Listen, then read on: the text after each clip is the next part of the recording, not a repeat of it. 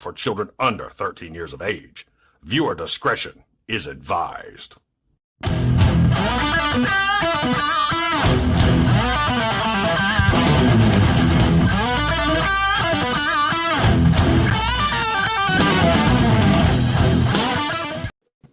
Hey, what's going on, guys? Patriot Prime here once again with another episode of the SITREP. And this is a special episode because I have two guests tonight. I have Michael Watkins, comic book artist, and Aaron Veach, voice actor. Gentlemen, how are you doing tonight? And in the bottom screen, that's Michael drawing, so it's not a fourth guest, so don't get excited. Third guest. I can't even do math tonight. Go for it, Michael. Well, man. This is going to be a cluster. We're going to ask questions. Everybody's going to be fighting over each other as we're I'll just be fighting over like passing the opportunity to Michael, so we're good. We'll just assume Michael goes first. No. You guys are going to go first because I'm going to draw a lot. Yes, that's what Michael's doing tonight. That makes sense. Aaron here was the voice of Prowl in Transformers War for Cybertron Netflix Siege.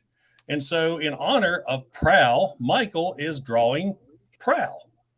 And Aaron, I was so happy you were on. I actually dusted off my G1 Prowl. Oh, wow. For you to take a look at. Awesome. And then something I picked up in Iraq was this statue of Prowl.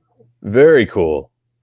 And then, of course, I have my Toyhax Earthrise Prowl that Amazon sold out of and nobody can find anymore. I was just going to say that's a rare find. Yeah. Those skyrocketed. The Prowl and Ironhide twin pack. Yeah. That is one of my biggest complaint with Amazon and these exclusives is they make the exclusives your core characters. I mean, make some of the oddballs from 87 through 89. You don't want Prowl and Ironhide. Oh, man. You know what you call that two-pack? The death of childhood. Oh, yeah. I'm waiting for the Studio Series 86 figures, Braun with the shoulder getting blown out. Right. That means the Ironhide figure would be just like the G1. It would have no head. Yeah, pretty much. Or have some kind of a blast effect in its place. Right. Smoke coming out of Prowl's mouth. Yeah. Exactly. So if you guys want a funny story. Always. So, recently I got married this past year, and my new nephew is a big Transformers fan. So we bonded really quickly. He'll come over, and of course, you see what's behind me. He's literally a kid in a candy store. But he had finished all the way up to the last episode of season 2. So he was getting ready to watch. He needed to watch Bot. And they had done the re-release. They had done the re-release of the movie around September of last year. So we take Julian to see the 1986 Transformers. Oh, no. And when we sit down, there's a bunch of guys like our age. And I said, hey, man, who are your favorite characters? He said, I really love Ironhide and Optimus Prime. And I said, man, you are going to love this movie. That's when you get the popcorn and you just watch the kid. Right. So we're a good 12 minutes in, and all of a sudden I just see this little 12-year-old boy look at me, and it's like looking at your past. He goes, "What the heck, man?" He's like, "Is Ironhide dead?" And then you see the fusion blast from Megatron. I said, "He is now." Yep. And then Prime dies, and you just watch his childhood just die right in front of him. And he's like, well, Starscream? And I was like, it gets better. I remember a kid came into my office, and I have some like extra figures hanging in the background of my office, and he's looking at, he must have been 10. I love Transformers. That's awesome. Have you seen the movie? I was like, I sure have. The first one was great. And I looked at him and said, which first one? And he said, the one where Optimus Prime's the big semi and Jazz gets ripped in half. And I said, son, that's not the first one. Let's talk for a while. Right. So Aaron, while Michael's drawing, tell us a little bit about your voice acting. I have never had a voice actor on before. I mean, okay. I told Michael that this, for me, this whole YouTube thing was a dare. I mean, I'm a 48-year-old combat veteran who loves Transformers. One of my buddies, which got in this story one time, is I used to work at a casino, and my job was to throw out entitled rich people. Great job. Great job. Sounds like it. Yeah.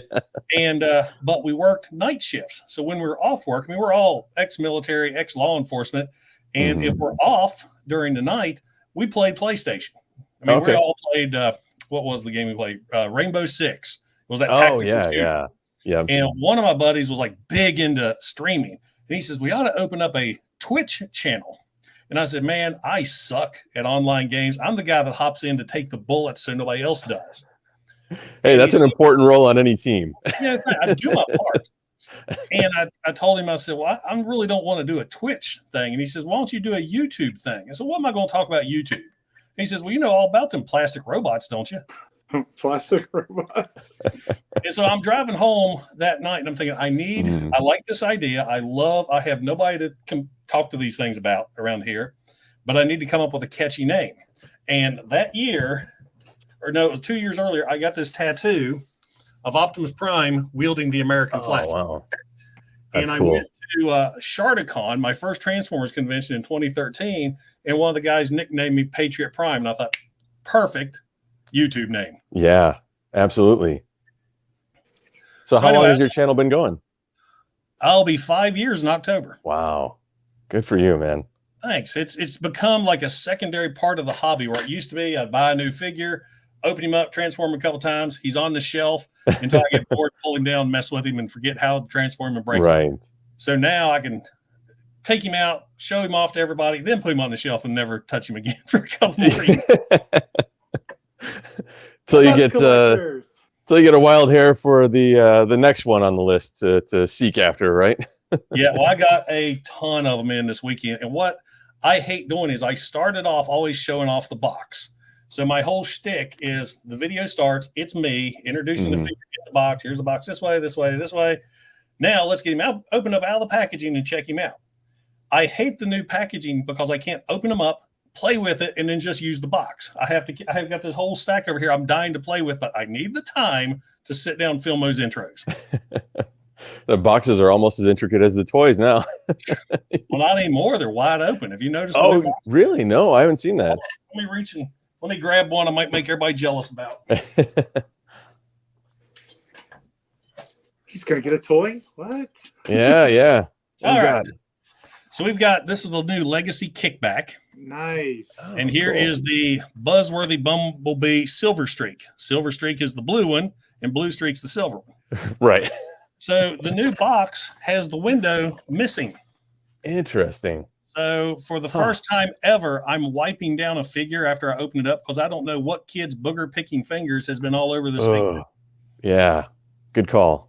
And then, it's just one simple jerk, rip that open, steal the figure. Man. So I don't understand their thinking with this. Well, according to Hasbro. Here we go.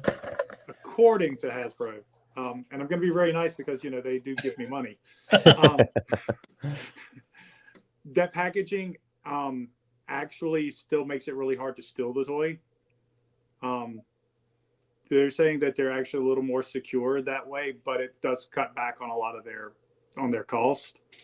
So, okay. Yeah, so I guess time will tell.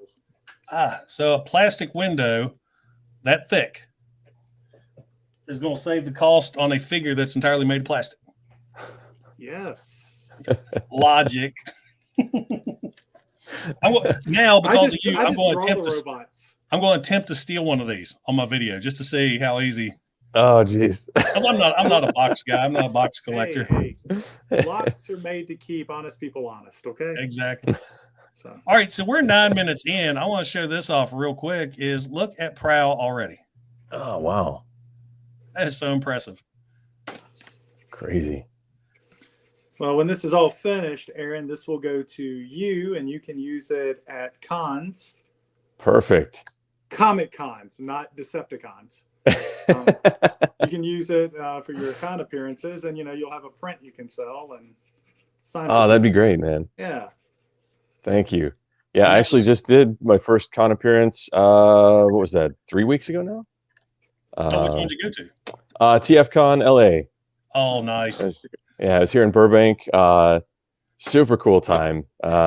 Especially after a couple of years of lockdown, not getting to to see anyone or do anything. And you know, I hadn't met most of my castmates still. You know, we recorded it all individually, and we didn't get to have a wrap party or anything because the show premiered during the middle of the pandemic. So like, I actually watched a interview of yours, and didn't you say you did the voice like months before the show even started? And I'm sorry, I skipped your question because I asked you about voice acting. Then we went into my channel, and the train derailed.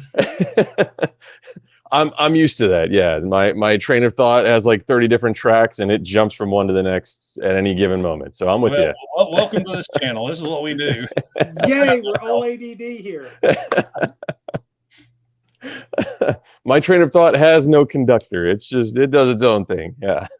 I love it. So I'll hit you with this, guys. I hit everybody with this question right off the bat. What brought you into the world of Transformers? Where did that interest come from? Oh boy. So I'll be brutally honest. I had this conversation with a bunch of fans at TFCon too.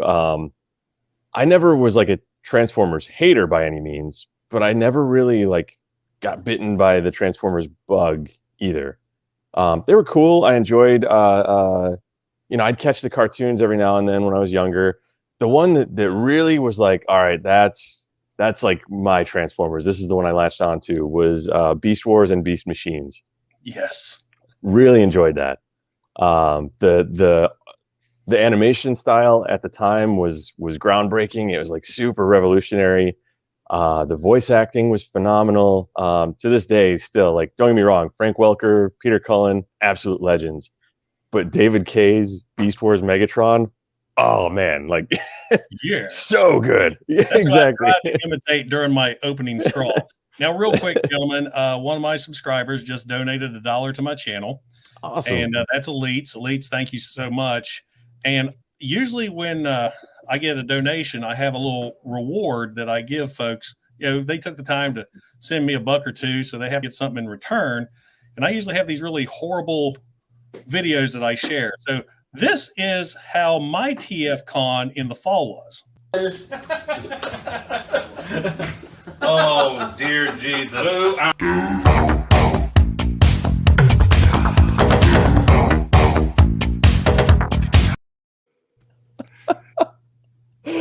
Very nice. Very nice. That's my buddy Bert the Stormtrooper. He is from Florida, and he's a military vet like I am, and I can't remember how it happened, but during my early YouTube days, he and I just bonded, and we have become best friends because of YouTube. And he's out right now. He's got a daughter who does dance competition, so he's in Orlando with her tonight. This is her final dance competition before she moves off to college, so he's having like an emotional weekend this weekend. I bet. Yeah. Did he teach her all her dance moves? Looked like he had quite a few. That cracked me up because we've always had like these little images, and he just all of a sudden whips out that black bow tie, and we're like, oh no. And of course, that's the main reason we went. Is I love the cons for the people, especially now I do this thing. I was amazed that people wanted to meet us, and me and some other guys. We actually did an opening panel at TFCon. Oh, that's cool. And our panel was regarding how we use YouTube and stuff like this during the pandemic to still keep together, you know, to hang out with your friends. And we thought it was going to be like a 15-minute one and done thing. They had to rush us out. There were people just constantly talk to us. It was awesome. That is awesome. Was that your first con appearance as well? It was my, let's see, I did ShardaCon. That was a one and done in Charlotte, North Carolina. That was in 2013. Okay. And then I did TFCon in 2018, maybe? No, 2019. And then I did this one here in October. Now I'm on the East Coast. I'm in West Virginia, so I hit Baltimore. Okay. Nice 5-hour drive by myself. So when you mentioned ShardaCon, I was very curious where that name came from until you just said Charlotte. That makes more sense. Because when you hold up the glasses, you're like, exactly what did that con represent? Let me see if I can. Because they named it because of the SharkTicon. So it was the whole SharkTicon. Oh, okay. Thing. Gotcha. But I kept pronouncing it ShardaCon. And like, no, it's not pronounced like that. I was like, please, guys, don't make mistakes. But they did do an exclusive figure They That did. was the not Beast Wars, Prime Beast Hunters. Beast Hunters, and they called him Land Shark. So they Very redid cool. it in the Sharkticon colors. They made 75. I got one. Wow. Never transformed him. Oh, really? Yeah. Afraid you'll break him? Yeah. Yeah. So for me, what got me into Transformers, I was 9 years old the year that Transformers came out. And my dad owned a little restaurant, and I could walk, because back then they would let kids walk by themselves. So there was a Roses, and we went in, and I saw Ironhide and Mirage. And I didn't know anything about them. I wanted them. And my dad gave me $9, and I went down and I bought Ironhide. So my first transforming toy was Ironhide. I bought the one with no head. I didn't know anything about it. I just thought it was cool. And then I found the comic book. I had picked up, my first comic book was G.I. Joe 23, but that next week, Transformers #3 came out, the one with Spider-Man on the cover. So that was my first Transformers comic. And I read it and I was like, okay, this is cool. And then the cartoon came out and I was hooked. So it just became the thing that I started collecting, and I just really got into the toys. And, I grew up and got a real job, and, you ditch toys to pick up girls. And then you come back. And then you buy the toys back. Yeah. Yes. I kept the love of the figures and the love of the lore, because I liked the way that the characters were just created. Optimus Prime was kind of like an extra father figure, because, no offense to my dad, but I was a young kid. He was a young dad. He was 27. So he was still, like sowing his wild oats a little bit. And, Transformers kind of like stepped in there a little bit. So Optimus was somebody I looked up to. And so as I grew up, I started doing my own comics, and eventually I got to work on these robots. And it's always been there. I have a Transformers tattoo as well, but it's on my back, and it is, of course, the best symbol in the Transformers universe. The Decepticon symbol. I was wondering if this was OnlyFans real quick or what. No. I'm too fat for an OnlyFans. My very first tattoo when I got in the military, I went in the military in the 90s. So, all 90s people have the tribal. There's a Decepticon symbol hid right in there. So I kind of hid my love of the figures. Now it's just wide open. I don't care. Now, that's how Michael and I kind of bonded, because my very first experience with the Transformers was issue #3. And I bought it because of Spider-Man. That was the only issue that Spider-Man was in. And the picture, it's hanging up on the wall now because I got Bob Budiansky to sign it when I was at TFCon, was Spider-Man in the black suit. This is pre-Venom webbing up this big robot. And I'm like, this is cool. And, man, I was hooked. But going back to the old toys, issue 3 of the Marvel series is when they started drawing the characters to look more like their animation models. Issue 1 and 2, they look just like the toys.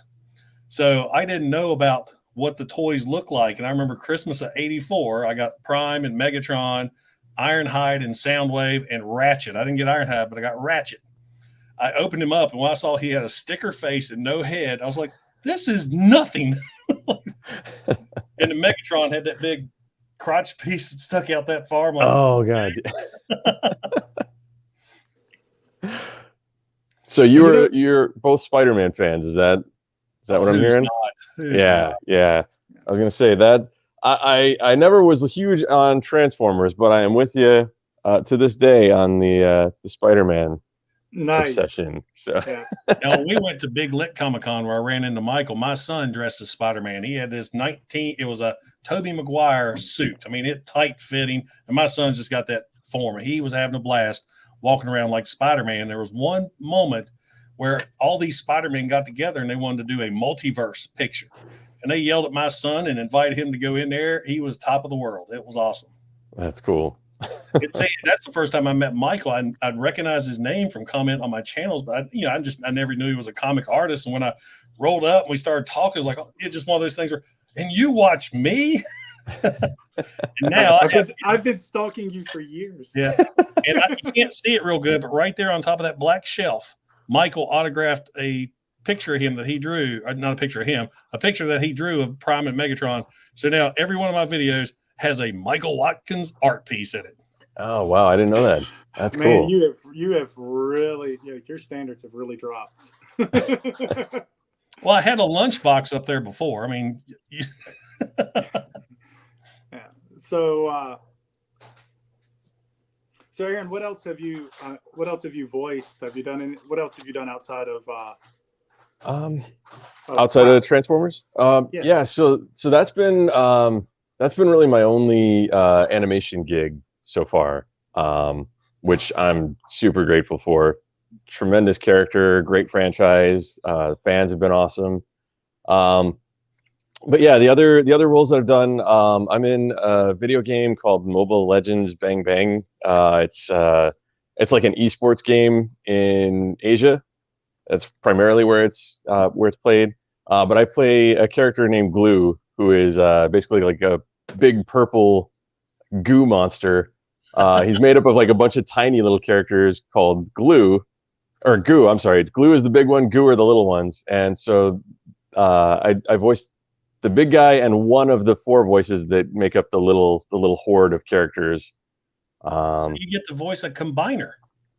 Basically, yeah. Nice. Now, did you do not Silent Hill 2? It was a horror game for PlayStation. Evil Within 2, yeah. Within 2. Yeah, I've got one. That game freaked me out so bad. Yeah, I tried to play that one. I actually tried to play the first one just as like research for the role. I had a very small part in Evil Within 2, by the way. I'm not like a main character. If people are like playing that game, like, oh, let's hear him. I'm in there for maybe a minute of audio. You're the guy who goes, ah! Yeah. It's so you guys are gamers, right? I know you are, Prime, Michael, a little bit. Yes. So like, in campaigns, there's like audio logs that you got to find, and they give you a little bit of the backstory of what's going on behind the scenes. You know what I'm talking about? Like the collectible audio logs that you find. You listen to the first sentence, you skip it. Yeah. So I was in a few of the audio logs for Evil Within 2. So like I said, very small part, but yeah, I was in that. Then I've done a few commercials recently. One of them was, did you guys see the Carvana Super Bowl spot with the oversharing mom? She's just telling everyone about. Yes. So at the very end, there's the tag that's like, that's like they play the little jingle, and then there's a guy that's like, "We'll drive you happy at Carvana." That's me. So, Nice. That's cool. What's that? I said, that's cool. I'm zooming in on his. I love that. That's awesome. So amazing. Wait, what we at? 23 minutes in, he's got that done. That's crazy. Oh man, I'm nowhere, and it's definitely a little skewed. Let me see if I can kind of straighten that out a little bit. Blow you back up again. Yeah, there you go. So I can, the paper's crinkling, so he's a little skewed, but that's where we're going. Awesome. So I start out with like blue lines to kind of give me an idea of what I roughly want to do, and then I'll go in with a mechanical pencil and actually kind of start drawing in a little bit of the detail. And then I'll come back later with an eraser, and I'll erase 90% of this, and I'll clean everything up and shape it the way that I want to, and eventually I'm happy with where I'm at, and then I'll go over it with black ink, and then I'll color it, and then I send it off to wherever it goes. So you do the coloring too? I actually own a publishing company, so I've created a series. I've written a series, penciled, inked, colored, lettered. I've done all the legal end that I've needed to do. I've had merchandise. I had a t-shirt line in Hot Topic of my own stuff. That's awesome. That's amazing. I was told as a kid, that's one of the things that got me into like Transformers and G.I. Joe and comics. I was, a nerdy kid, and I got picked on, and now, we see how that worked out. All the nerdy kids are the cool kids now. That's how I've had people come in here and go, I don't understand why you are into this. I got a display at the house of all cowboy stuff. I was like, okay, there's no difference. No, not at all. No difference. You enjoy that. I enjoy this. Yeah. Yeah, but see, I hear mine talk to me in all the voices from animation. That hadn't happened yet. No, that depends off his cold medicine kicks in during this. Right. You don't sit there and in your mind when you're playing with one of them, and don't say you don't play with them, because we all know we do. I look around my desk and I say, he's here, and yeah. Do you make the battle sound effects, Michael? Of course, but here's my desk transformer. Awesome. So yeah, of course, and then so I got to audition for a voice role. I didn't get it. Awesome. I was actually beaten out by Will Wheaton. They had a machinima series, and I auditioned to do Starscream. Oh, cool. And they told me that I sounded too much like Chris Latta. Can we hear it? And well, yeah, I'll do it. But what made me laugh was the guy said, "Well, you sound like Cobra Commander." And I looked at the voice director and I went, "They're the same guy." And he went, "No, you sound like the guy who did the voice, Chris Latta." And I was like, "But Starscream and Cobra Commander are the same guy." That's pretty good.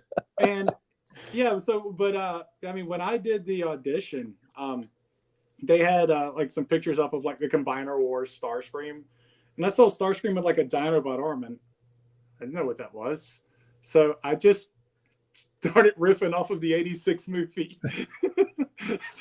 I put on my earphones and I went, "My fellow Decepticons, as your new leader, I."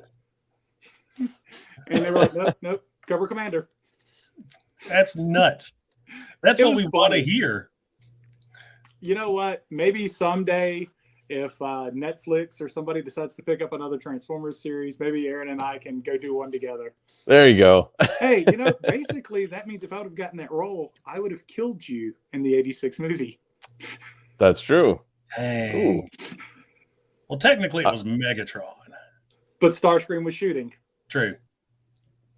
So, we're not saying that Megatron killed him, but we know Starscream pulled the trigger. Yeah. So, Aaron, how did you audition for Netflix? Did you have an agent to say, "Hey, they're doing a Transformer series. You want to do a voice?" Or how did you fall into Prowl's boots? Oddly enough, at that time I was unrepresented. Didn't have an agent. I was just doing all my own hustling, trying to find work and doing the work. Kind of like doing 3 jobs at the same time. But yeah. So the casting company that was working on that series was actually the same company that did casting for The Evil Within 2 and another mobile game that I had done. It's called Elder Scrolls Legends: Heroes of Skyrim. It's like the card battle game that's in Skyrim. They made that as a mobile game, and then I did I think like 6 or 8 voices for that. So the same casting company was doing the casting for Transformers. So because of that, I'd worked with them twice already. So when I submitted, they're like, "Oh yeah, let's bring him in," and everything's top secret. Like, you don't know what you're auditioning for. It's code names for the project, code names for the characters, anything like. I don't remember what the substitute word they used, but it wasn't Energon in the script. It was some other substitute word, like anything that would give away what it is, they substitute. But like coffee. Yeah. Yeah. But I'm like incredibly analytical when it comes to scripts. That's just how I approach it. I do as much homework as I can. So I get this script and immediately I'm like, I think I know what this is, and do a little bit of digging around. And sure enough, I'm like, yeah. The way the characters are interacting with each other, the backstory synopsis they gave, this is Transformers. I know it is. And then immediately just get incredibly nervous. Like, I'm going to blow it. But it's going to be so cool just to realize I am going to voice a character from my childhood or something I have on my shelf. I can't imagine how cool that would be. It was pretty mind blowing. Absolutely. I originally I auditioned for like, I want to say like 6 or 7 different characters, just trying to improve my chances of like, all right, I'm going to cast a big net and hopefully one of them will come through. And the callback that I got was actually for one of the other characters. I won't say which one, but but I got a callback for a different character. And Michael, you had mentioned getting picked on as a kid earlier, and you know, being into geeky stuff. Like, it made me think of the casting process. I go into this callback, and the voice director, his name's Philip Bach. He's awesome. Love the guy. It was one of the weirdest experiences I've ever been through. He has me read the first line of the script for this callback, and he's just listening with his eyes closed, and immediately is like, "Nah, this isn't you." I'm like, "Shit." Oh. I blew this audition, you know, like, all right, well, at least I can say I auditioned for Transformers. It was a fun experience, you know, and I'm just down, like, and he's like, no, like, your voice is a different guy. I hear it. Like, turn to this page. I want you to read this character.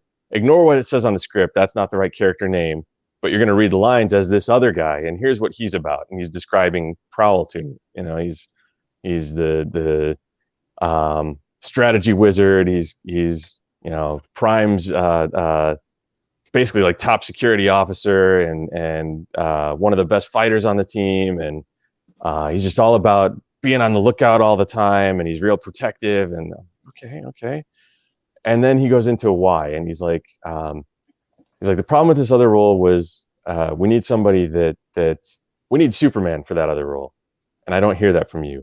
He's like, I hear Clark Kent from you. Like, you got picked on when you were a kid, didn't you? I read one line of a script, and he's like coming up with all this stuff. He's like, you're into some geeky stuff, aren't you? I'm like, yeah. Did you get bullied when you were younger? Way to profile me, man. Exactly. This conversation going, man. Yeah.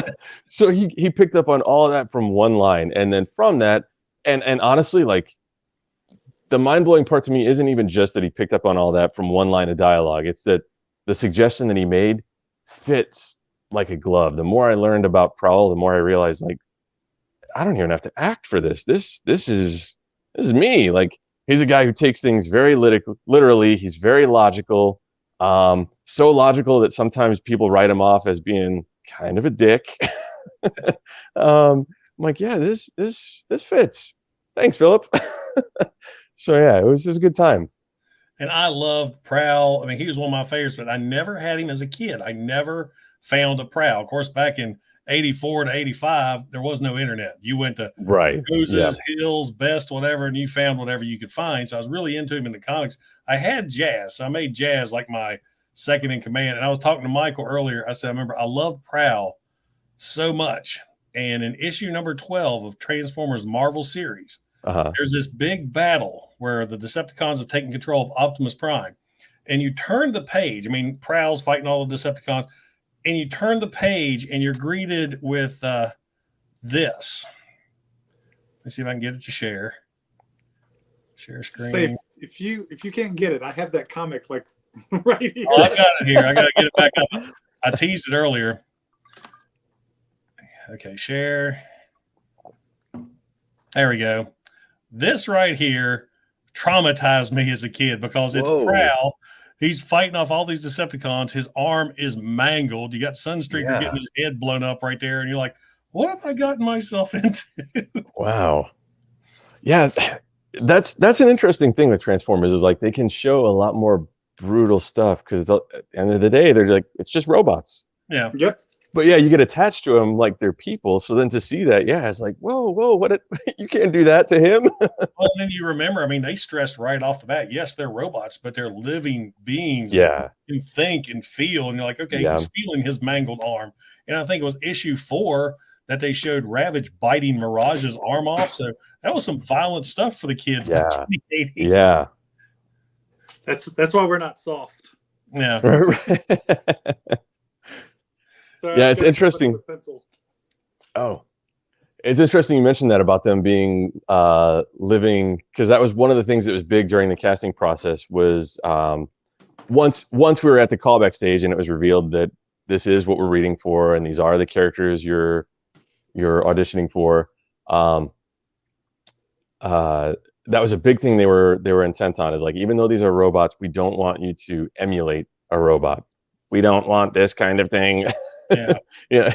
And they were saying to like kind of fight those instincts of, oh, I can't let my breath be heard because it's a robot, he doesn't breathe. And they're like, no, this is like, think cyborg, not robot. Like, it absolutely explain the scene in breathes and Transformers feels. the movie where Hot Rod's breathing underwater, yet Galvatron can strangle him.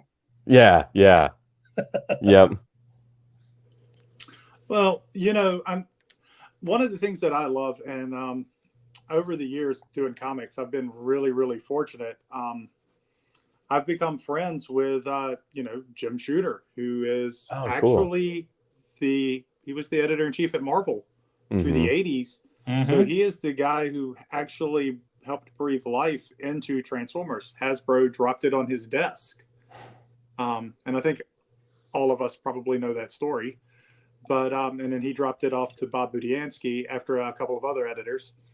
But, Bob sat down, and the way that he thought of these guys, he gave them life. Ratchet was originally supposed to be a nurse and a female. And they were like, well, guys won't buy girl toys.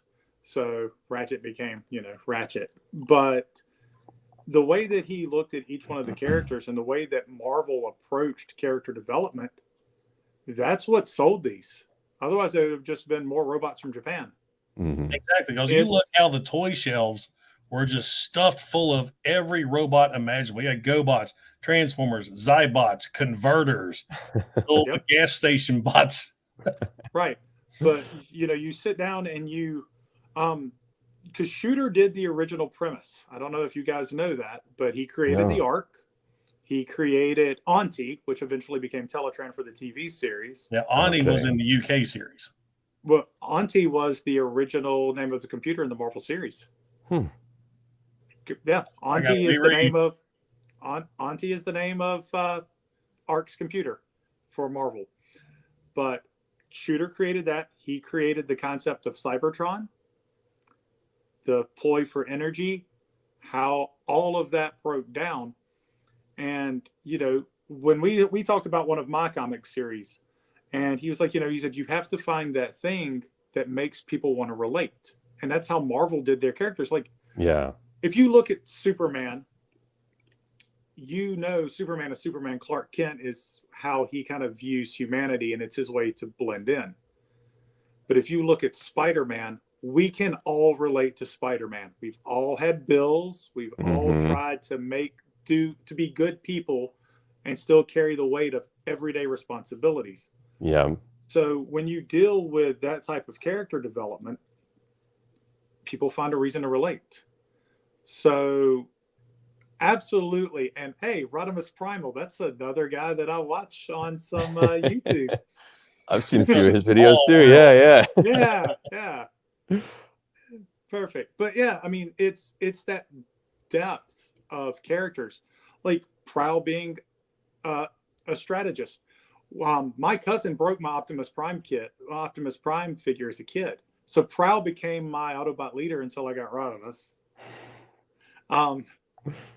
But Prowl was, if you look at it, Prowl was his go-to guy for logic, and Jazz was his go-to guy for like the heart of it a little bit, the culture. Because Jazz was just that free-loving guy, and Prowl was your thinker. Yeah. Excuse me. And of course, then you got the comics. I mean, then when the show came out and they had those voices lined up with those characters, perfect. Yep. And that just brought life into them. Now, when I was growing up, living here in the backwoods of West Virginia, I didn't have cable back in the day. There was no streaming service. So I didn't get to watch Transformers like all my friends did. So for me, my G1 history or fiction back in the day was Marvel Comics. To catch the cartoon was a rare treat when I spent the night with my grandparents here in town, which ironically, I'm living in their house now. Oh, that's cool. Right there is how I watched it. So a TV with some rabbit ears with some tinfoil on top. And that's how you know I'm dial on top of the TV. You had to turn it so the antenna would rotate around. There There you go. See, that's how you know I'm from the South too, because they called it tinfoil. But yeah, I was gonna say, is that a Southern thing? But my mom's family's from the South, so that's probably why we said it that way too. I lived in Illinois growing up, but yeah, it was No always matter what you tinfoil, drink, too. it's a Coke. Yeah. What kind of Coke? Light Coke? Dark Coke? This is that Mountain Dew flavor. Yeah. So we get these crazy flavors here in West Virginia. That is watermelon Mountain Dew. Oh. Of course, I'm trying to be seen that healthy. one. Zero sugar. Ah. So, Aaron, are you a collector? I mean, do you have a crazy collection? Not here in California, I don't. So I moved out here about 8 years ago and had to leave a lot of my collectibles behind. The biggest thing that I collected was comic books. I've got probably around 5,000 comic books. Wow. Yeah. A little bit of everything, mostly Marvel. But I mean, some of like the DC Vertigo stuff, some Image. I mean, a little bit of everything. But yeah, that collection had to stay behind when I made the move. I just don't have the room for it here in tiny little 1-bedroom apartments that I can barely afford. Thanks, California. But yeah, I collected that. I collected some action figures. Had some of those little mini busts, the Bowen Designs busts and Dime Select, and yeah. So huge comic nerd. Yeah, Spider-Man, X-Men, Batman, those were always my favorites. I hate how hard it is to find comics anymore. There used to be every newsstand had them. My thing when I was a kid is I come here to Papaw's, I'd mow the yard, he'd give me $5. I could go down to the local drugstore, get like 3 comic books, a bag of chips, everything. And I got so many comics back in the day, and now it's all digital, and I hate digital. I want physical. I love streaming. I love all that. But if it's something I really want, I want to hold it in my hand. Yeah, I understand that for sure. Yeah. Digital's nice to be able to like to read back catalogs. Like I'm never gonna see a 1963 Amazing Spider-Man #1. It's just not gonna be a thing that I ever come across in a way where I could open it and read it. Nor would I want to, because like no, keep it in the bag. But I just recently downloaded all of the Savage Sword of Conan books. Remember the black and white from the early 80s? Man, they were violent back then. I was like, no wonder us 80s kids. Yeah. I mean, there was big boobs showing and heads getting cut off. And I'm like, this was at the grocery store. Oh, man. Yeah. Some of the stuff some of the older comics, man. The grocery store comics. I remember picking up, what was it? House 2. Marvel did an adaptation of that. But there was this old comic series, Robo Warriors or something like that. But it was like these guys, it was like Power Rangers before Power Rangers. Okay. But they would like just don suits of armor basically. And it was a black and white comic, but man, there was nudity in it. There was all kinds of crazy stuff that I never expected. And I was like, oh, okay, this is a thing. My sister collected ElfQuest comics. You remember those? I do. ElfQuest. Man, there were always them elves were banging. I'm like, my sister was 10. Yeah, she's about 10 or 11 at the time. She's reading these. I'm looking through like, don't let mom see that. Right.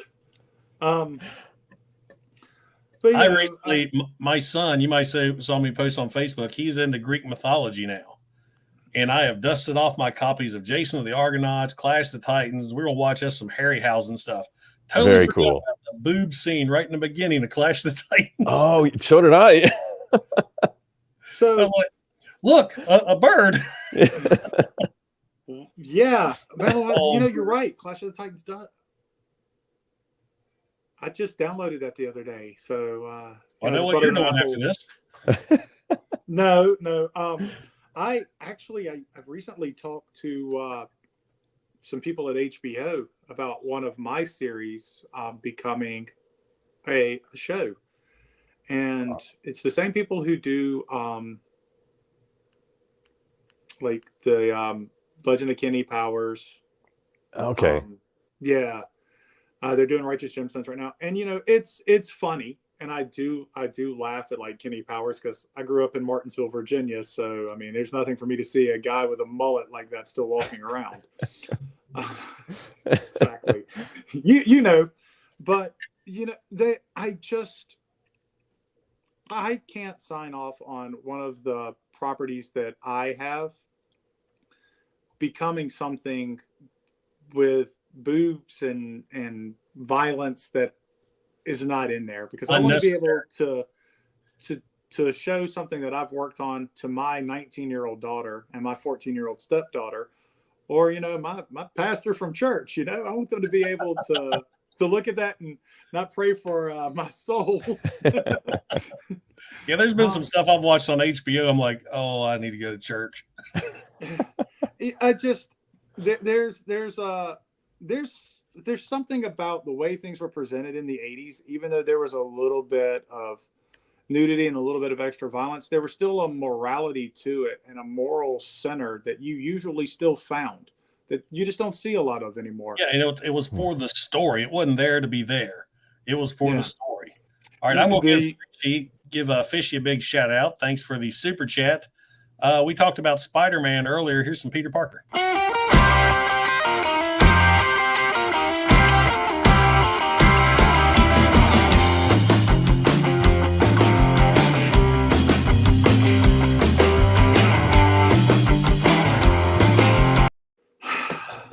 That was my size in the military. I can't pull that off anymore. I got another one for me now.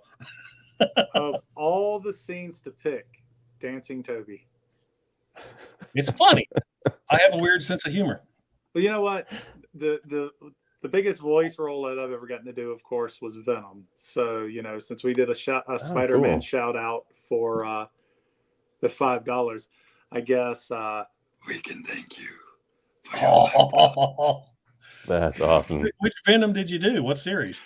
So Marvel did a thing. Sony actually did a thing called Renew Your Vows, which was the Spider-Man series, but they partnered with YouTube, and this is right before the buyout. And I voiced Venom, Magneto, and the Mole Man. Oh, cool. And the way that I approached Venom was, of course, you have the symbiote voice, which is as close to Tom Hardy as you can possibly get. And I did Eddie's voice as Midwestern as I possibly could, but I dubbed them together so that you heard an echo. So you would hear the symbiote and then you would hear Eddie, because I feel like people don't talk about the duality of those characters. Agreed. That's what always intrigued me too, because they always were talking like we, you know, in the early times, it just kind of faded. I always thought, and we'll go back to my nerd ways here. Do you guys remember V? Yes, I do. Yeah. So I loved their voices. Remember, they had that reverb voice? And I always thought that Venom voice with that reverb would be awesome. Yeah. I've been rewatching the old shows on Tubi. Love the 2 miniseries. The show is nothing. I didn't catch this as a kid. The show, all the action scenes are reused from the miniseries. Oh, really? Yeah, they went cheap when they did that. I'll have to check that out. Oh, we got Deluxe Baldwin. Hello, Deluxe. He hit us with a $5. Deluxe, let's see. Everybody likes it. You guys will like my sound wave. Hold on one second here. Where is he? Ravage, eject.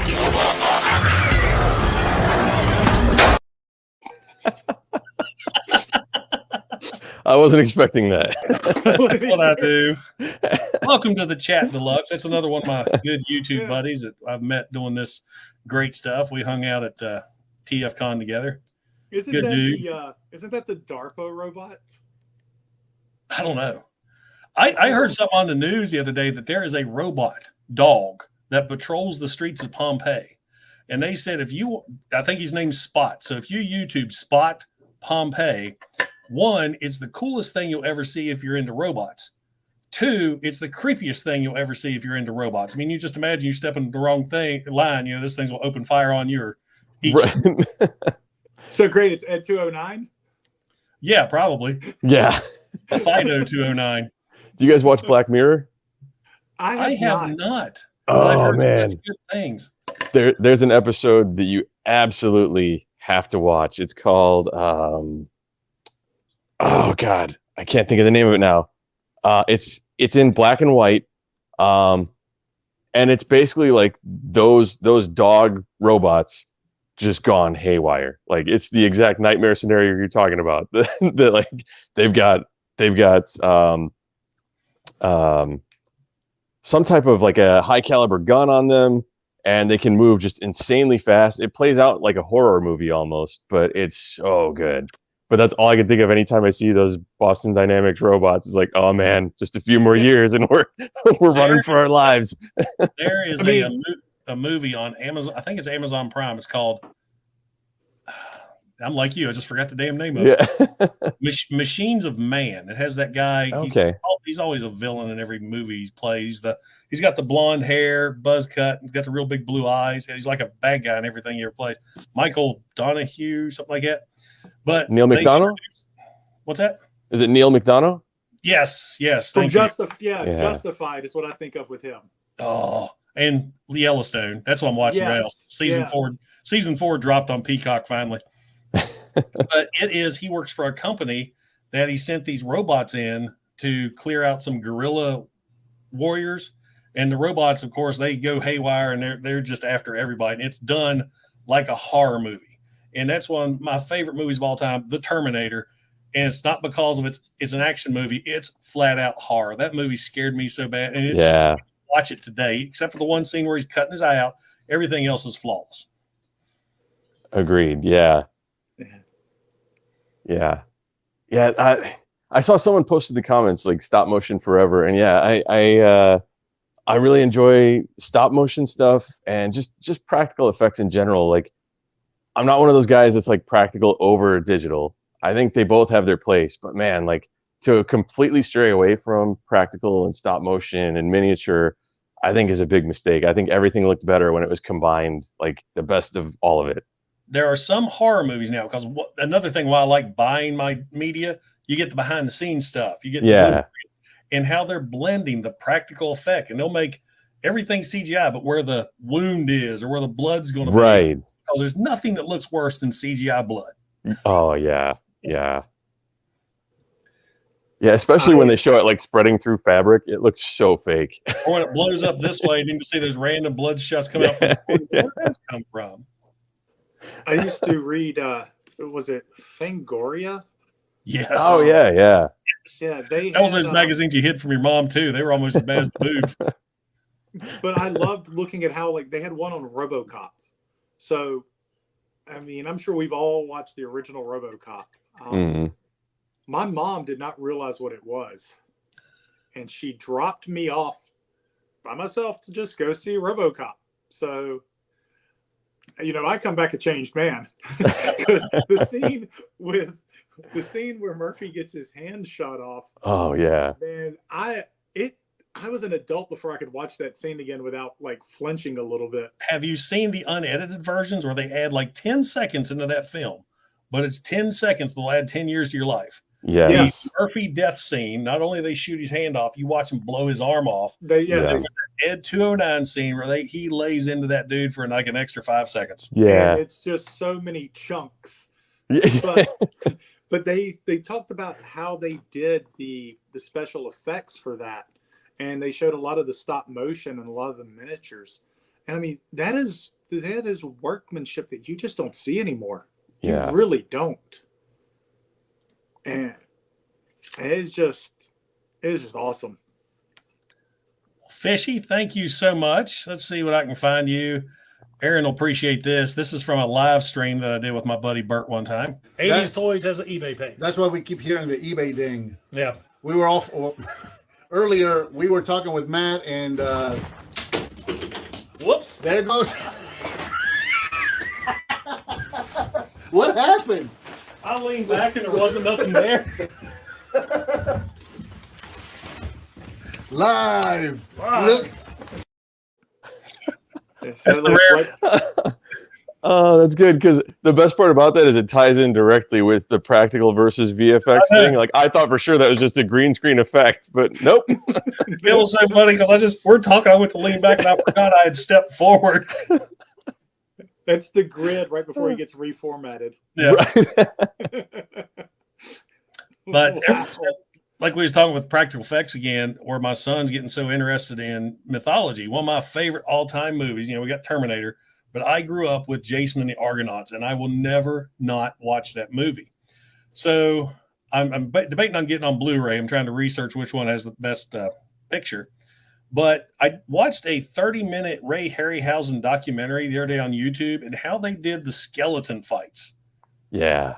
4 months to film that scene. They said there was Yeah. like one day there was like to make sure the swords connected and everything. It's just amazing. I mean, that movie took place in 1963, and they just talk about blowing people's minds back then. Yeah. Yeah, even the stuff with like the original King Kong film, just like, I'm not going to say it looks real, but it looks great, like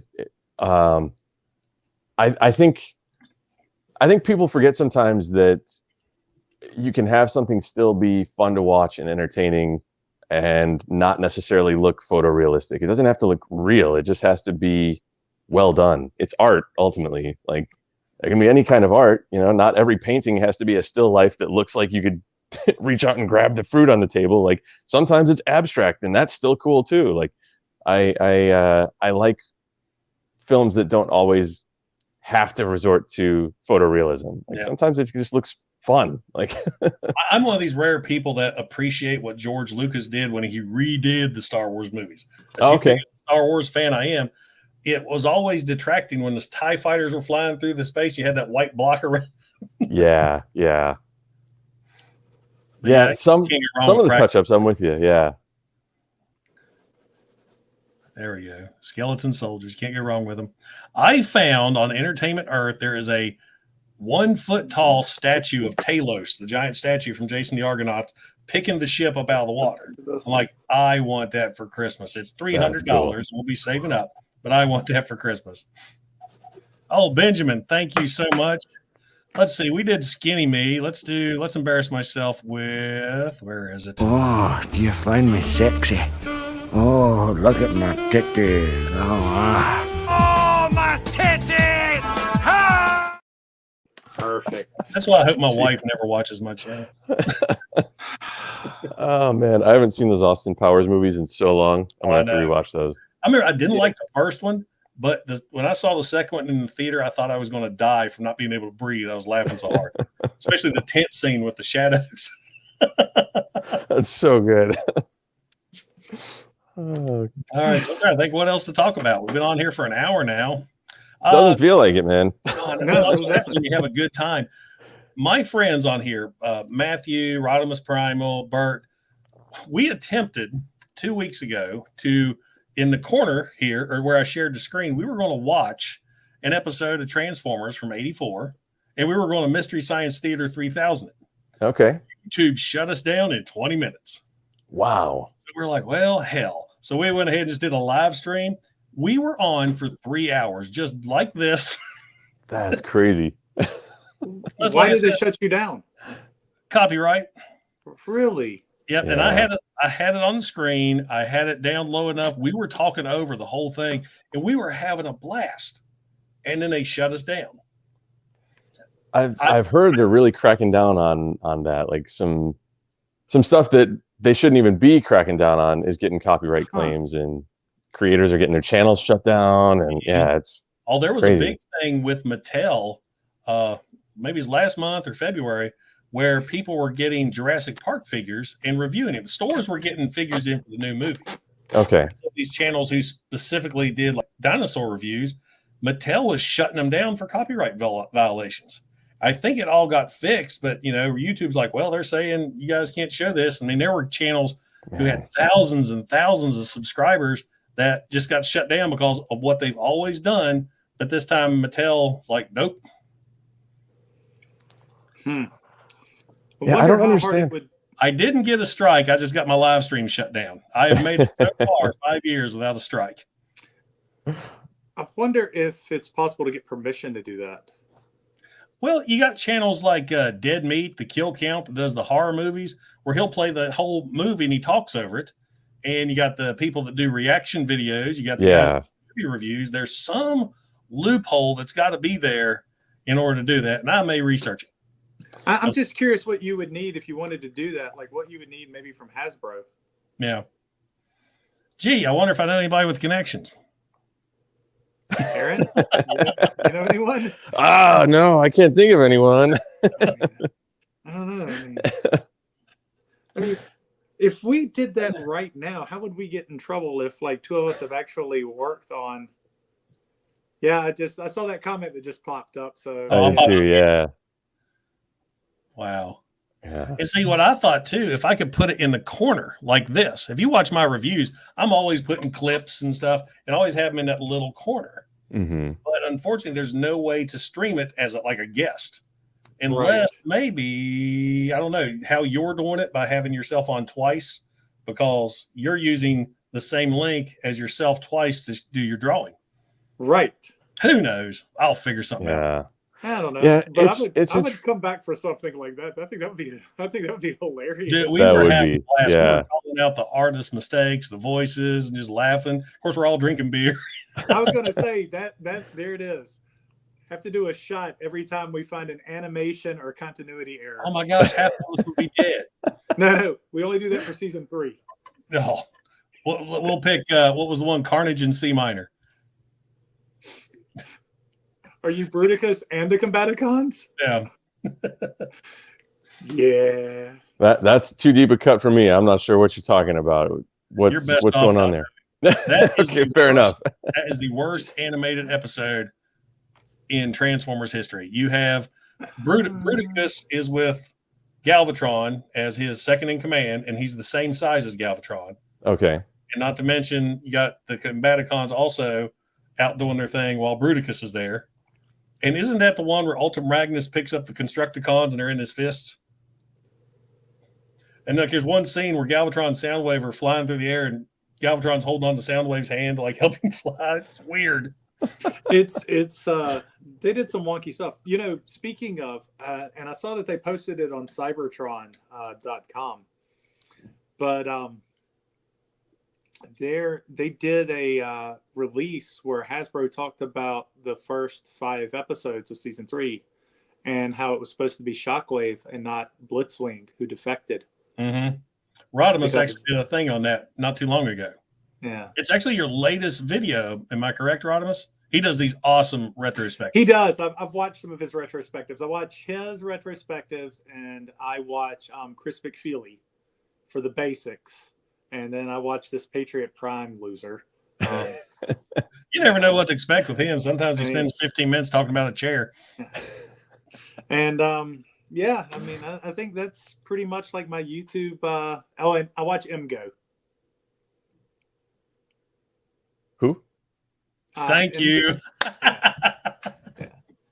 That's like the big one that, you know, you can't, as a YouTuber, he's like one of the big Transform guys. I got no problem. Okay. But you can never film a video without somebody making a comment, well, MGO did this. I'm like, well, watch him.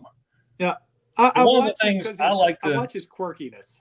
Yeah. He's I'll have really to check him out. quirky. I don't know that one. Yeah. But now, one of the things I like to do with mine to keep my reviews fresh, and all my friends do reviews, but if it's a figure I got coming in, I refuse to watch a review on it because I want it to be my thoughts. I don't want anything else. Now, after I've viewed it, and I'll hop on there and do some stuff. I like I said, I watch him because he's just quirky. But you know, I've been asked before to do reviews as well. They're like, man, you got a collection, and I was like, everyone does reviews. You know, if I do anything, I want to do something like this, where I'm going to sit down and sketch and talk about a Transformer. You know, because for me that's more fun. I like talking about the character. Yeah, you should. I was going to say I've been just sneaking peeks of your work as you've gone, and it's Well, hold on. I mean, if we need to make him look more, we need to make him look, you know, a little bit more like Aaron now. So add some hair.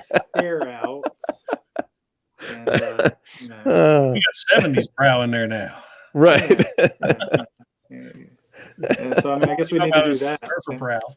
it's like you pulled a Michael Rosenbaum, man. You know, we expected Right. bald Lex Luthor, and you come out with all his hair, and I'm like, I know. Lex Luthor from Batman v Superman.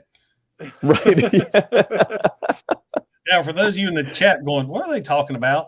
When I was looking up Aaron and researching a little bit, all his promo shots and IMDb page, everything, he's bald. He has no hair. So he pops up on the channel at first. I'm like, who's this guy? He just pops in. I can't hear anything. And it pops out. There we go. There he is. Yeah. A little different. I think that's a pic I used for my thumbnail. I stole from the IMDb. Oh, okay. Gotcha. But see, I mean, Yeah. you look like you would be the perfect TV or movie villain with that look. Oh, God, that was the reason I kept that look for so long. Yeah, like with the look, the height, the voice. Like I'm like, I mean, bad guy all day, right? How tall are you? 6'3". Oh, okay. You're just under me. Oh, okay, you're 6'4". Mhm. Yeah. So like not a giant, but tall enough that like most people in Hollywood are like 5'9". Yeah. So like that's a good 6-inch difference. I'm at that nice height when they're like, "Oh, you collect Transformers?" Yeah. What about it? Nothing. Yeah. Yeah. I'm 6'5". Oh wow. Yeah, Yes, I was impressed when I walked up to Mike. I was like, "Hey." Yeah. Yeah, the weather is nice up here. Thanks for asking. Yeah, but Shooter is like right at 7 foot, maybe a little bit over. I didn't know that. Yeah, Shooter's like I have a picture with me and Jim Shooter and Keith Gibbs, the con owner of Fayetteville Comic-Con, and I'm the little guy. Wow. I'm in the middle, like, hi everyone, and it's awkward. I don't like it. I was gonna say, like, I'm not ever like the tallest person, but I'm usually like up there. And yeah, it's very like perspective altering when you encounter people that are not just like an inch taller than you, but like a foot taller than you. You're just like, is this what I look like to everyone else? This is unsettling. See, I think that's why my wife married me. She's 4'10". Oh wow. She married me because when she goes to the grocery store, she just can't get that stuff. Right. Yeah, my wife is constantly like, "Hey, can you get that off the top shelf?" But she's still 5'6", so or 5'7". If you're not watching this, honey, I don't remember. I'm sorry. That's why I hope my son is blessed with my height. He's just kind of in the middle right now. How old's your son? He'll be 8 the 22nd. Okay. And he actually has his own YouTube channel. He wanted to follow in Daddy's footsteps. Good for him. Awesome. What is his Transformers related also? No, I can't get him interested in these. Oh, okay. Right now it's all Fortnite. Before that it was Minecraft. Then he was into Funko Pops. Gotcha. And he's just very wherever. But he adores Nathan Drake. I mean, I'll give him that. Okay, gotcha. Have you guys seen the movie? Oh yeah, I thought they did a real good job on it. I haven't seen it yet, but yeah, I've heard good things. Or my son, it was great because we were watching. I forget what movie we went to, but there was a trailer. Oh, it was a trailer for trailer for Uncharted when we went and saw Spider-Man. Oh, okay. And Dylan's watching it going, well, why is Peter Parker in this movie? I was like, exactly. But he pulled it off. I kind of, once you realize they're going for the younger version, I'm like, okay. Right. Because they lost their chance with Nathan Fillion because he's just too old to play the part now. He looks so perfect for that role, though. I heard Nolan North actually makes an appearance in the movie. He does. Yeah, that's cool. He's going to be at the next Big Lit Comic-Con. He's an absolute legend, man. That guy is so good. I'm going to make a trip to Big Lick to the store in about the middle of this month, the 19th. I might stop by and talk to JD and Adam and see about, maybe we can get Aaron to fly out to the East Coast. Oh, I'd be down for that. As bad as the movies make us out to be. I don't know, man. I told you I drove through West Virginia once. Yeah. Well, there's parts of West Virginia I don't like to go to. I was invited to do a spot in The Dark Knight Rises because I've done some work on Batman, and we're driving through Pennsylvania. We're driving up to Pennsylvania, so we drive from where I lived in Virginia at the time. The quickest way was to cut through West Virginia, and I drive into this unincorporated town, and I'd never seen one of these. And there is a church attached right beside it is a Chinese restaurant, and on the other side of the Chinese restaurant was an exotic dancer thing. So it was like, you can Not right. Your kid. Yeah. I don't know. Anyway, across from that was a graveyard, and there was a tree in the middle of this graveyard that had Christmas lights on it in the middle of July that had dead animals hanging from it. What? Yeah, they celebrate Christmas different here. Yeah, so I don't know what There you that go. was. Yeah. So it looked kind of like it looked like the one right here, the ghost town of the That's about what I drove through. Wow. So I stopped at a gas station to fill up, and I walk in, and there's a couple of guys sitting in the corner, covered in soot, because you could tell they worked one of the mines. And all I could hear was deliverance in my head. Now, to be fair, that took place in Kentucky. I don't care. When the guy said, "You don't look like you from around here," no, sir, I am not. That's when you just put your tongue in your bottom lip and go, well, I was out touring a little bit. That way it'll. Is that where you put your dip? Yeah, that's right. You gotta keep your backy right there. Yeah. I remember when I was in Understood. basic training, drill sergeant has all lined up. We're scared to death, shaved bald. He's going down the line. Where are you from, Pratt? And they're just answering where they're from. And I was like, oh my God. And he hits me with the West Virginia. I'm done. So when he told me, Morgan, where are you from? And I was like, West Virginia drill sergeant, but I do not drive a pickup truck. I do not date my sister. I have not married my cousin. And I love rock and roll music. You're all right. And he went to the next guy and he goes, where are you from? Mullins? And he goes, I'm from Wyoming. I was like, he's fucked. Yep. My DI looked like Eddie Murphy. His name was Sergeant Romeo. This guy walked by and he had 2 horseshoes branded on his biceps. And I know that because his sleeve on his BDUs were rolled up enough that I could see the horseshoe brand on his biceps. And he walked past me. He didn't say anything, but I'm a smart ass. So as soon as he walked past, I went, Andy, why do you talk to me this way, Andy? I want half. And he came back and he called me everything but a child of God. And I assumed the position of a front-leaning wrist. Yeah, very familiar. And I'm very familiar with that position. And he found out that I was a ROTC. And Aaron, I don't know if you know what a ROTC is. No. That's basically you do military science through high school and college, and you go in to be an officer. Oh, okay. Yeah. Yeah.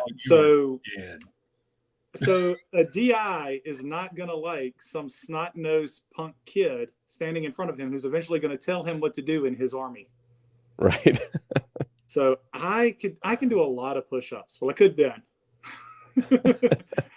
So I did a lot of you hit push-ups. China, boy.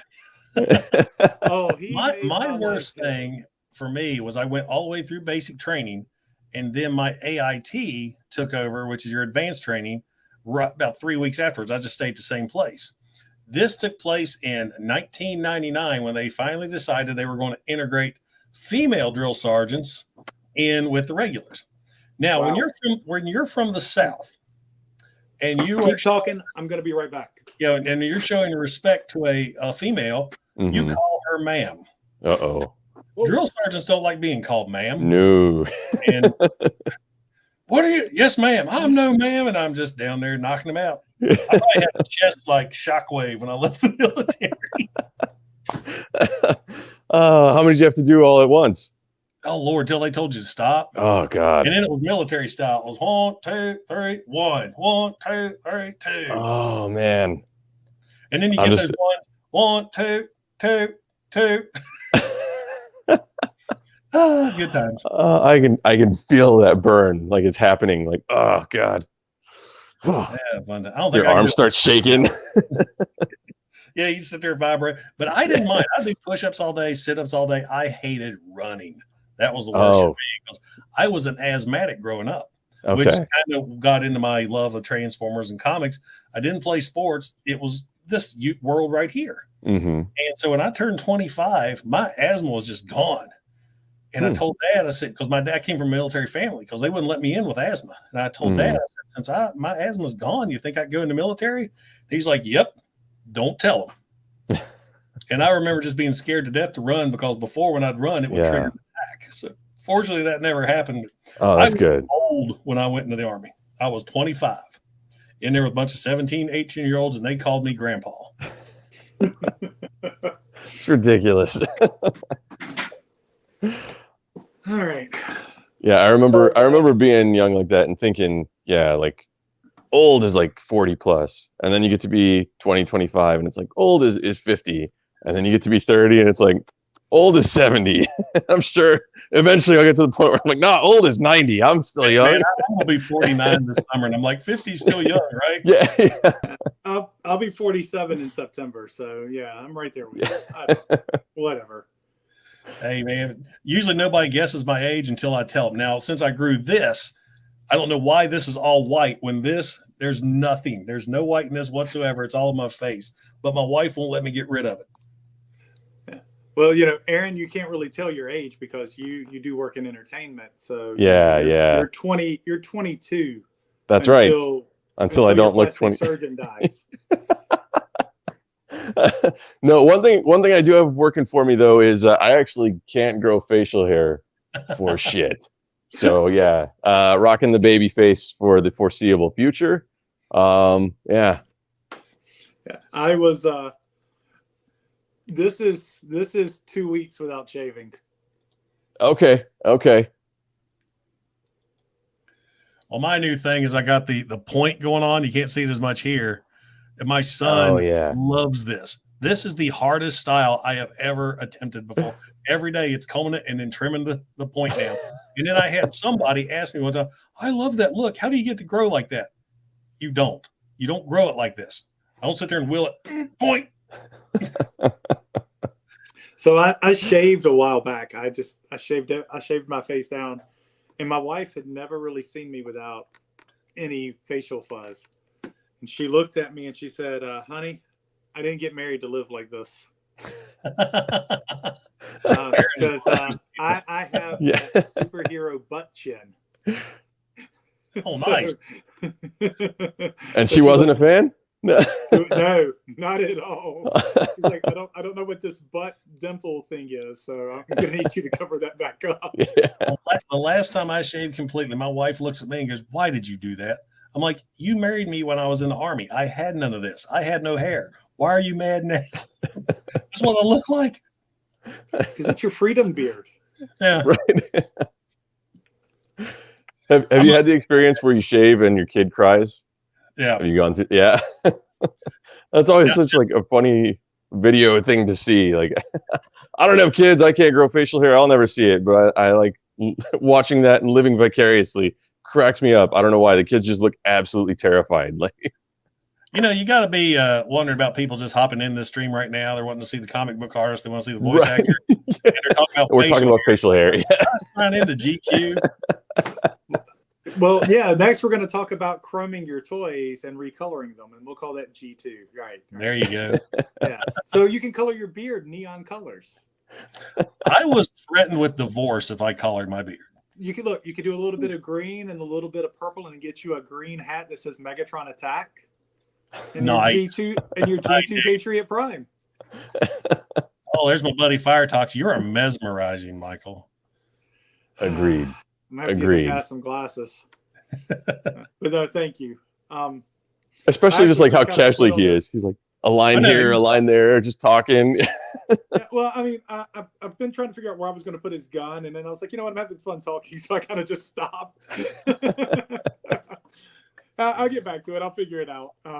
So it is. Now point out how good he is. He's got the points right there on Prowl's shoulders. Where's my G1? Yeah. He's got those drawn. The tires behind. I don't know how good this will pick up.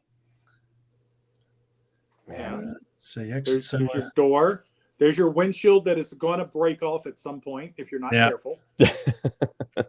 I am so nervous when and I could just go ahead and do this if you want me to really G1 it up. There's your hood flap. Yeah. But I hate drawing that in. And my G1 Prowl he's up here, but he's on this side. So how far are you from finishing up G1? What do you? The Autobot, most of the latter year Autobot Pretenders, the Autobot Headmasters, and that's it. How many figures make up that whole lineup?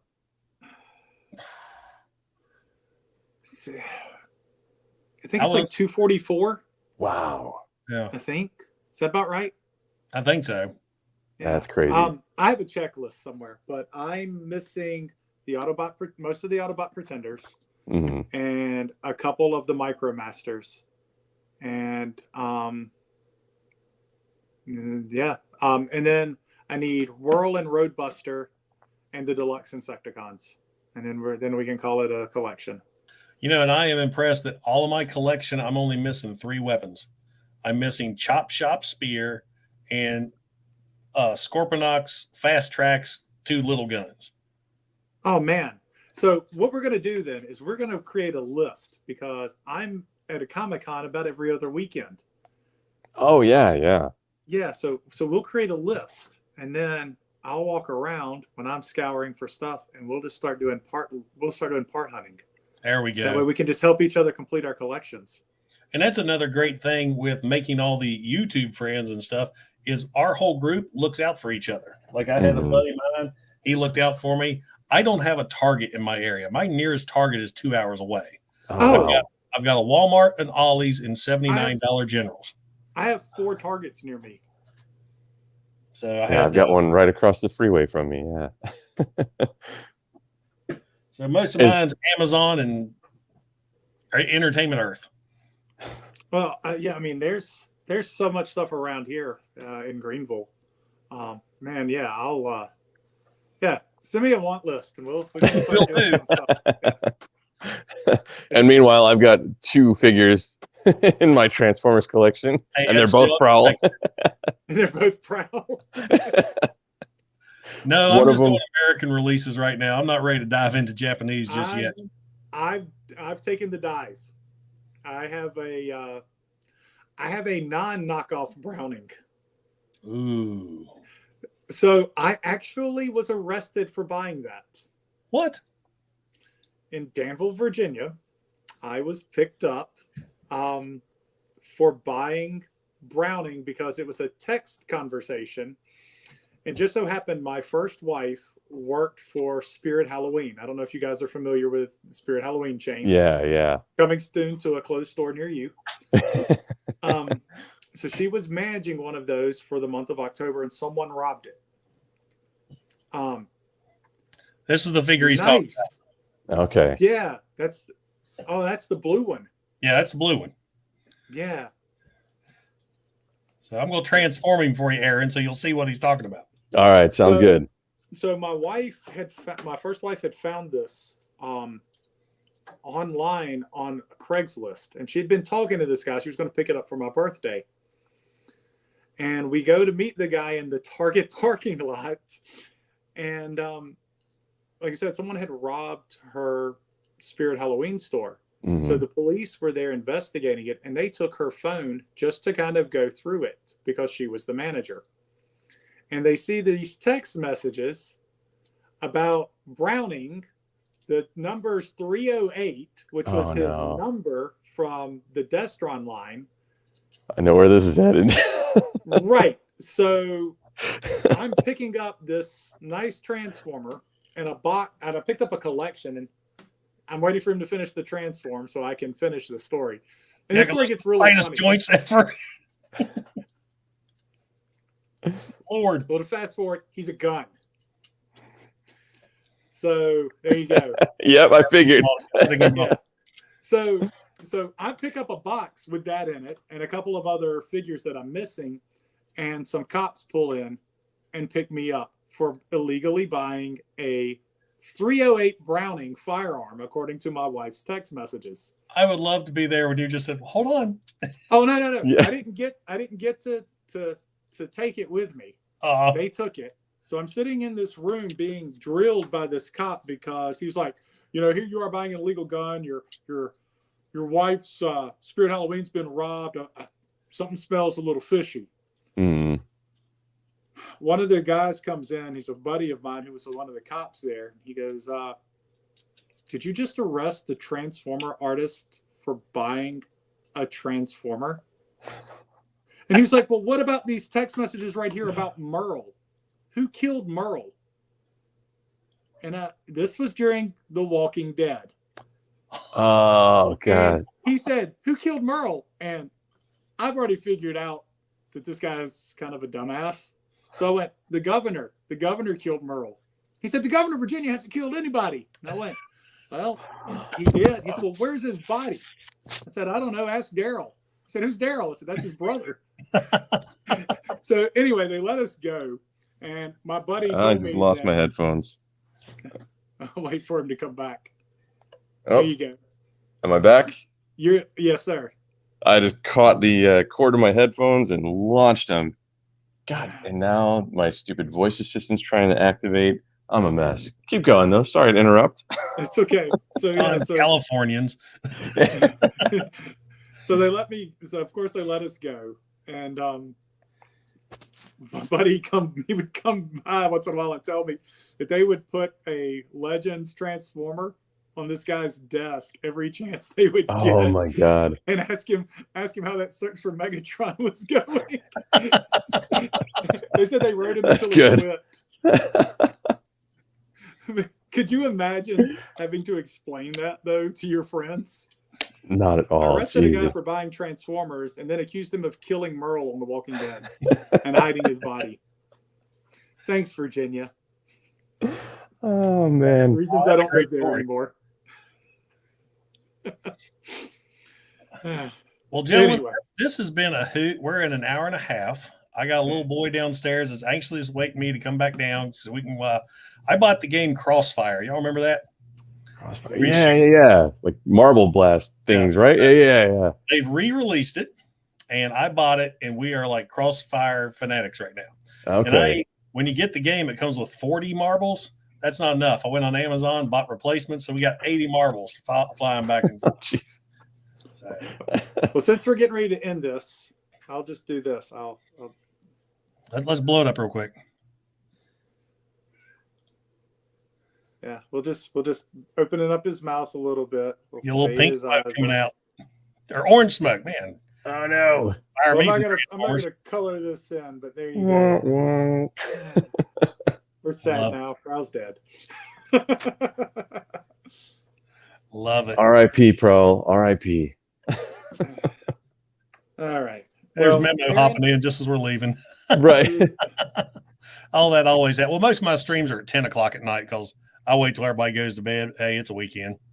Yeah. Michael said something about it being at 10, and I'm like, that's awfully late. Like, he's like, yeah, he's got to wait for his kids to go to bed. I'm like, oh, that makes sense. Now, usually that's what Yeah. I do, but yeah, it's a weekend. But Yeah. Aaron, thank you so much for hopping in. I know Michael hit you up, and you're like, well, who the hell's this guy? So absolutely. No. Yeah. Yeah, Michael had good things to say about you. It's been a blast, man. Thanks for having me. Excellent. Yeah, we always do try to do these a lot, have fun. I'll send you a Instagram invite or however that works. I don't Instagram it much. I'm on there as much as I need to be. Yeah. That's pretty much me. I promote the channel.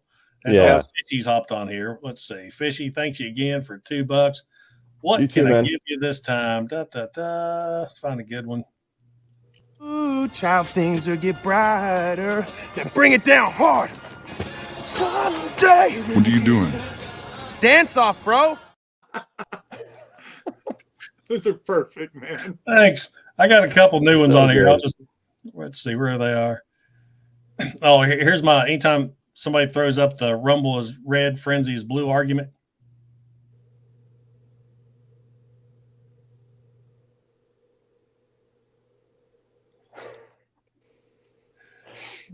That's another one that goes right over my head. Oh, but- yeah.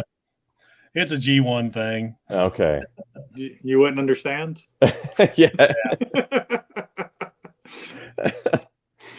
All right, way to guys. make it 90s, man. Way to make it 90s. Well, guys, Well- once again, thank you so much for hopping on. I really appreciate it. I love doing these. I love meeting new people, all because of these plastic robots. I mean, it amazes me. I've told people before that I have made more friends with these things than any job I've ever had, including the military. I mean, I have three or four friends I may talk without anymore, but the list just goes on. And it's an absolute pleasure to meet you, Mike, to interact with you once again. And I just, from the bottom of my heart, thank you so much. Oh man, it's been a pleasure. Aaron, it's really fun to actually get to talk in real time. Yeah, man, for real. Yeah. And of course, getting to show up on a channel that I watch, I'm not gonna lie, it's kind of cool. Excellent. We'll definitely do it some more. Yeah, Absolutely. Yeah, Michael, likewise, man. It's been great getting to actually chat with you. We've done the Instagram message thing for like over a year now, but yeah, nice to virtually meet you. And I'm sorry, Prime. What's your name, by the way? Did you just go by Prime or Jason? Jason. Well, nice to meet you, man. Thanks for having me on the channel. This has been a ton of fun, and I'm with you, man. The community's awesome.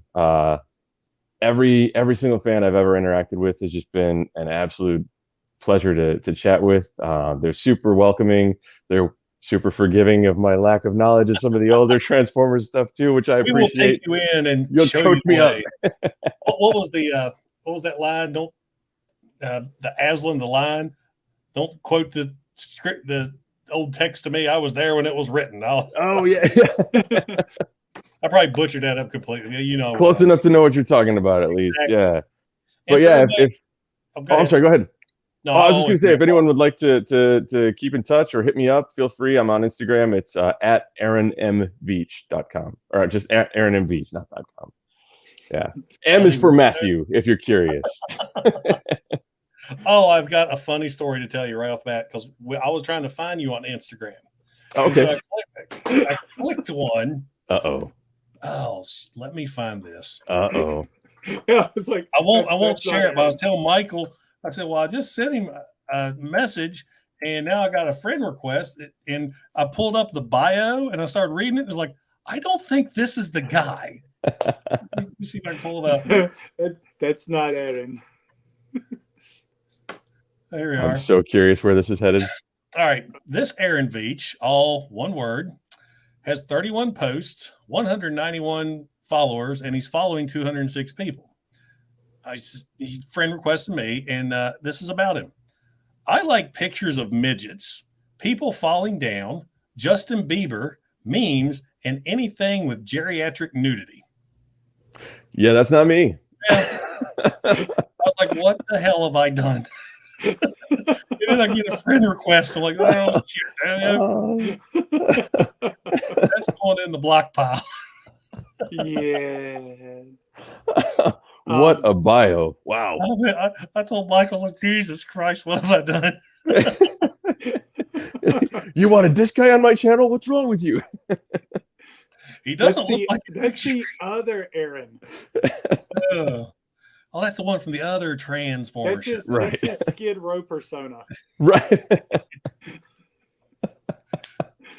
I told you I changed my bio.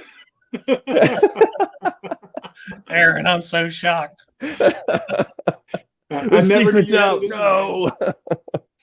Geriatric nudity. Stay away from Google, people. Don't you do it. Don't you do it. All right. Well, once again, big thank you to you guys.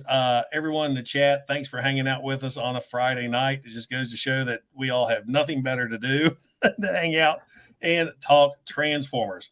And if you haven't, I've got Michael's information in the description of this video. I've got Aaron's information in the description of this video.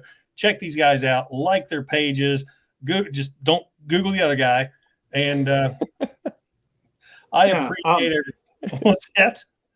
Yeah, and real quick for me, I'm doing South Carolina Comic-Con this coming weekend, but if anyone's close to the Virginia area, I will be in Dulles in May for Big Lick Nova, and I will be returning to Roanoke for Big Lick in August.